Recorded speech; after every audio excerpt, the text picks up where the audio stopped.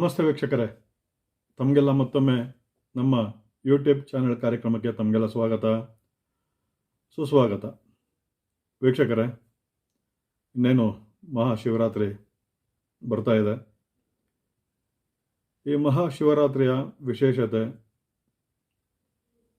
ಈ ಮಹಾಶಿವರಾತ್ರಿಯನ್ನು ಐಶ್ವರ್ಯ ಶಿವರಾತ್ರಿ ಅಂತ ಹೇಳಿದ್ರು ತಪ್ಪಾಗಲ್ಲ. ಯಾಕಂತ ಹೇಳಿದ್ರೆ ಪ್ರದೋಷ ಕಾಲದಲ್ಲಿ ಈ ಶಿವರಾತ್ರಿ ಬಂದಿದೆ. ಪ್ರದೋಷ ಹಾಗೂ ಶಿವರಾತ್ರಿ ಶುಕ್ರವಾರದಂದು ಬಂದಿರೋದ್ರಿಂದ ಶುಕ್ರ ಪ್ರದೋಷ ಇದು. ಹಾಗೆ ಐಶ್ವರ್ಯ ಪ್ರದೋಷ ಅಂತ ಹೇಳಿ ನಾವು ಶಾಸ್ತ್ರಗಳಲ್ಲಿ ಉಲ್ಲೇಖ ಆಗಿದೆ. ಅದರ ಬಗ್ಗೆ ನಾವು ಕೂಲಂಕುಷವಾಗಿ ತಿಳಿತಾ ಹೋಗೋಣ ವೀಕ್ಷಕರೇ. ಪ್ರದೋಷ ಕಾಲ ಅಂತ ಹೇಳಿದ್ರೆ ಪ್ರತಿನಿತ್ಯ ಪ್ರದೋಷ ಇರುತ್ತೆ ವೀಕ್ಷಕರೇ. ಪ್ರತಿನಿತ್ಯ ಸಂಜೆ 4:30ಯಿಂದ ಸಂಜೆ 6:30ವರೆಗೂ ಪ್ರದೋಷ ಕಾಲ ಇರುತ್ತೆ ವೀಕ್ಷಕರೇ. ಆದರೆ ಅಮಾವಾಸ್ಯೆ ಹಾಗೂ ಪೌರ್ಣಮಿ ಆಗಿ 13ನೇ ದಿನ ತ್ರಯೋದಶಿ ಎಂದು ಬರುವಂತಹ ಪ್ರದೋಷವನ್ನು ಶಿವ ಪ್ರದೋಷ ಅಂತ ನಾವು ಕರಿತೀವಿ. ಅಂದರೆ ಪ್ರದೋಷ ಕಾಲ ಐಶ್ವರ್ಯನಿಗೆ ಅತ್ಯಂತ ಪ್ರೀತಿ ಪಾತ್ರವಾದಂಥ ಒಂದು ಸಮಯ. ಅಂಥ ಒಂದು ಸಮಯದಲ್ಲಿ ನಾವು ಶಿವನಿಗೆ ರುದ್ರಾಭಿಷೇಕ ಮಾಡಿಸುವಂಥದ್ದು ನಮ್ಮಲ್ಲಿರುವಂಥ ಪಾಪ ಕರ್ಮಗಳನ್ನು ಬಗೆಹರಿಸ್ಕೊಳ್ಳೋಕ್ಕೆ, ನಾವು ತಿಳಿದೇ ಮಾಡಿರೋಂಥ ತಪ್ಪುಗಳನ್ನ ಮನ್ನಿಸುವಂತಹ ಒಂದು ಆ ಸಮಯ ಶಿವನಿಂದ ನಮಗೆ ದೊರೆಯುತ್ತೆ ವೀಕ್ಷಕರೇ. ಪ್ರದೋಷದಲ್ಲೇ ನಿಮಗೆ ದೋಷಗಳು ಕಂಡುಬರುತ್ತೆ. ಅಂದರೆ ದೋಷಗಳನ್ನು ನಿವಾರಣೆ ಮಾಡುವಂಥ ಒಂದು ಸಮಯ ಯಾವುದಾದ್ರೂ ಇದ್ದರೆ ಅದು ಪ್ರದೋಷ ಕಾಲ. ತ್ರಯೋದಶಿ ಎಂದು ಬರುವಂತಹ ಈ ತ್ರಯೋದಶಿ ಅಂತೂ ಬಹಳ ವಿಶೇಷವಾಗಿರುತ್ತೆ ಈಶ್ವರನಿಗೆ. ಸಂಜೆ 4:30ಯಿಂದ 6:30ವರೆಗೂ, ಅಂದರೆ ಸೂರ್ಯ ಅಸ್ತ ಆಗುವಂಥ ಒಂದು ಸಮಯದಲ್ಲಿ 1/4 ಗಂಟೆ ಹಿಂದೆ 1/4 ಗಂಟೆ ಮುಂದೆ ಈ ಸಮಯವನ್ನು ನಾವು ಪ್ರದೋಷ ಕಾಲ ಅಂತ ನಾವು ಕರಿತೀವಿ. ಈ ಕಾಲವನ್ನು ನಮಗೆ ವೇದವ್ಯಾಸ ಮಹರ್ಷಿಗಳು ಬಹಳ ವಿಸ್ತಾರವಾಗಿ ಅದನ್ನು ತಿಳಿಸ್ಕೊಟ್ಟಿದ್ದಾರೆ. ಅದ್ರ ಬಗ್ಗೆ ನಾನು ಮುಂದೆ ಇನ್ನೊಂದು ಕಾರ್ಯಕ್ರಮವನ್ನು ನಾನು ನಿಮಗೆ ನೀಡ್ತಾ ಹೋಗ್ತೀನಿ ವೀಕ್ಷಕರೇ. ಈ ಪ್ರದೋಷ ಕಾಲದಲ್ಲಿ ತಮ್ಮಲ್ಲಿರುವಂಥ ದೋಷಗಳನ್ನು ಬಗೆಹರಿಸ್ಕೊಳ್ಳೋಕ್ಕೆ ಸಾಕಷ್ಟು ಒಳ್ಳೆಯ ಸಮಯ ಇದು. ಅದರಿಂದ ಪ್ರದೋಷ ಕಾಲದಲ್ಲಿ ರುದ್ರಾಭಿಷೇಕ ಮಾಡಿಸುವಂಥವರ ಒಂದು ಪಾಪಕರ್ಮಗಳು ಖಂಡಿತ ಬಗೆಹರಿತವೆ ವೀಕ್ಷಕರೇ.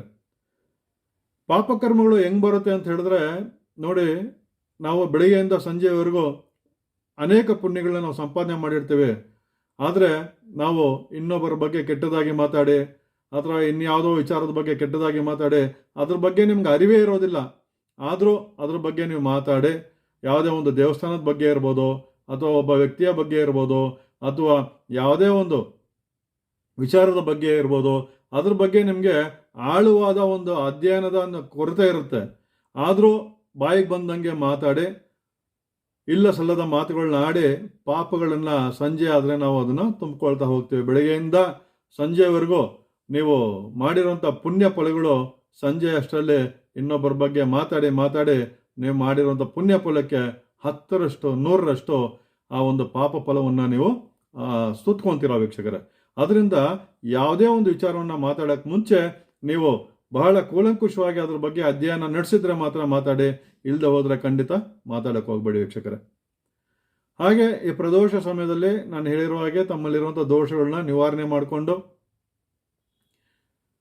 ರುದ್ರಾಭಿಷೇಕವನ್ನು ಮಾಡಿದ್ದೇ ಆದರೆ, ರುದ್ರಾಭಿಷೇಕ ಮಾಡೋಕ್ಕೆ ಇಚ್ಛೆ ಇಲ್ಲದೆ ಇರೋಂಥವ್ರು ಅಥವಾ ರುದ್ರಾಭಿಷೇಕ ಮಾಡುವಂಥ ಶಕ್ತಿ ಇಲ್ಲದೆ ಇರೋಂಥವ್ರು ಶಿವನ ಸನ್ನಿಧಾನವನ್ನು ಭೇಟಿ ಮಾಡಿ ಸನ್ನಿಧಾನದಲ್ಲಿ ಕೂತು ರುದ್ರದ ಒಂದು ಮಂತ್ರವನ್ನು ಪಠನೆ ಮಾಡುವಂಥದ್ದು, ಅಥವಾ ಶಿವ ಪಂಚಾಕ್ಷರಿ ಮಂತ್ರವನ್ನು ಓಂ ನಮಃ ಶಿವಾಯ ಅಂತ ನಾವು ಹೇಳ್ತೇವೆ.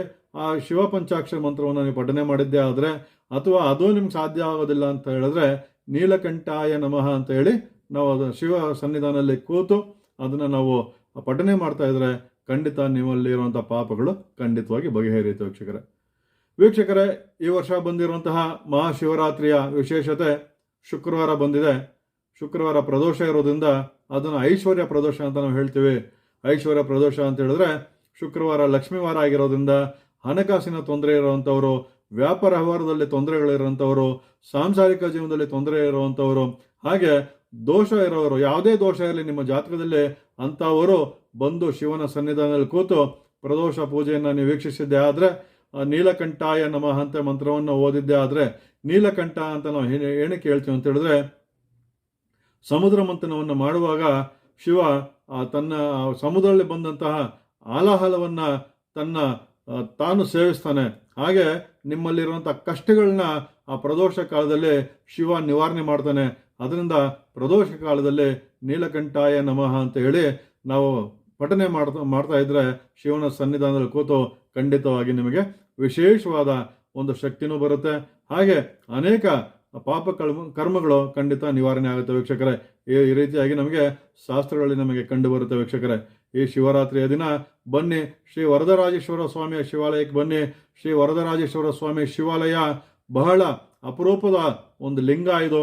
ಹಾಗೆ ಬಹಳ ಅಪರೂಪವಾದ ಒಂದು ಶಕ್ತಿಯನ್ನು ಹೊಂದಿರುವಂತಹ ಈ ಶಿವಾಲಯ ಶ್ರೀ ವರದರಾಜೇಶ್ವರ ಸ್ವಾಮಿ ಶಿವಾಲಯ ಬಿಡದೆ ಜಡನಹಳ್ಳಿಯಲ್ಲಿ ಶಿವ ಬಂದು ನೆಲೆಸಿದ್ದಾನೆ ವೀಕ್ಷಕರೇ.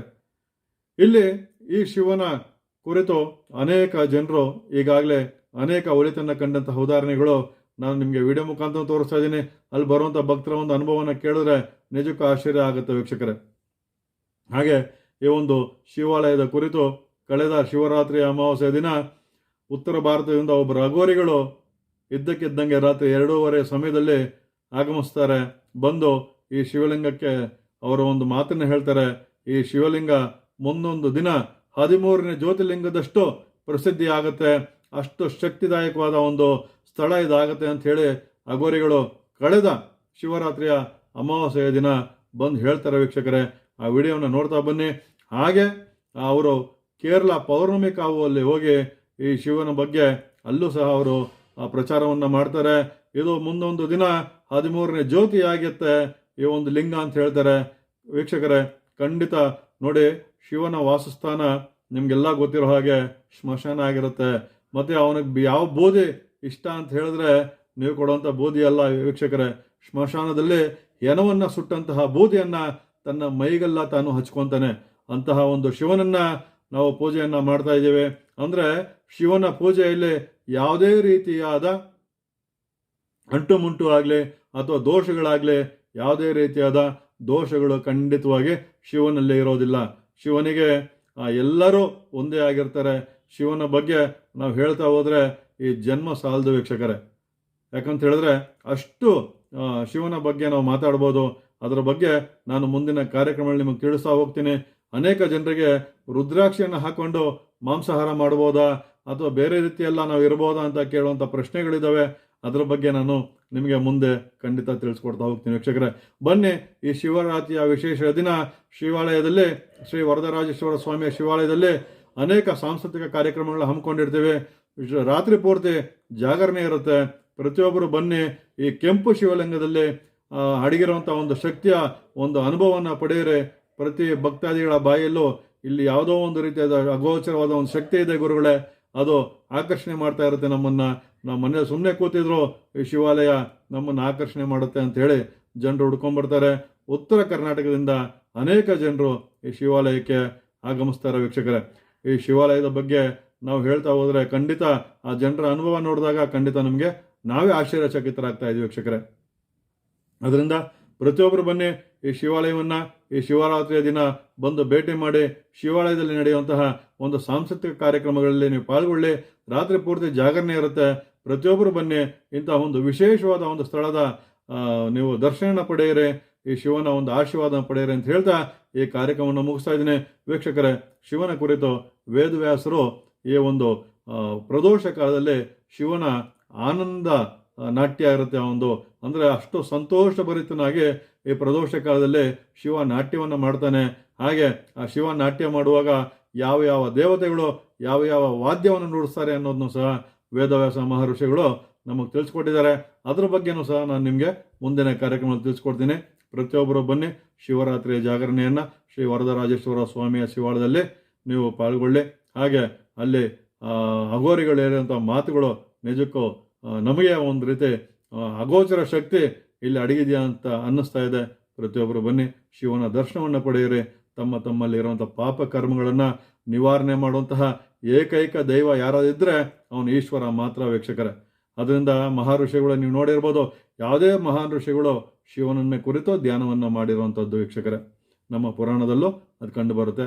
ಅದರಿಂದ ಪ್ರತಿಯೊಬ್ಬರು ಬನ್ನಿ, ಶ್ರೀ ವರದರಾಜೇಶ್ವರ ಸ್ವಾಮಿಯ ಶಿವಾಲಯಕ್ಕೆ ಬಂದು ತಮ್ಮ ತಮ್ಮ ಇಚ್ಛೆಯನ್ನು ಶಿವನ ಮುಂದೆ ನೀವು ಕೋರ್ಕೊಳ್ಳಿ, ಖಂಡಿತ ಅವನು ನೆರವೇರಿಸ್ಕೊಡ್ತಾನೆ ಅಂತ ಹೇಳ್ತಾ ಈ ಕಾರ್ಯಕ್ರಮ ಮುಗಿಸ್ತಾ ಇದ್ದೀನಿ. ಎಲ್ರಿಗೂ ಒಳ್ಳೆಯದಾಗಲಿ, ಮಹಾಶಿವರಾತ್ರಿ ದಿನ ಎಲ್ರಿಗೂ ಶುಭವಾಗಲಿ ಅಂತ ಹೇಳ್ತಾ ಈ ಕಾರ್ಯಕ್ರಮ ಮುಗಿಸ್ತಾ ಇದ್ದೀನಿ. ಧನ್ಯವಾದಗಳು. 58 विद्वानों, देखो उसे, पहचानो, समय आ गया है इस कलयुग में कुछ चारों वेदों 18 पुराणों चारों युगों के कुछ विपरीत करने का। इसलिए मैं जो कहूंगा वो करूंगा और जो करूंगा वो हो जाएगा। अभी मैंने 12 ज्योति सुना था, 12 ज्योति में मैं रहता हूँ, निवास करता हूँ स्वयं। अभी फरवरी में मैंने 12 ज्योति के स्थान पे जहां 9 ग्रह का स्थापना हो, सादा शिवलिंग था वहां पे, और वो ग्रहों ने हमको निवेदन किया। हमने वहां बेंगलोर रामनगर जिला में 13वां ज्योति का मैंने उनका प्रदक्षिणा करके और उनको घोषित कर दिया, आज से 13 ज्योति माने जाएंगे।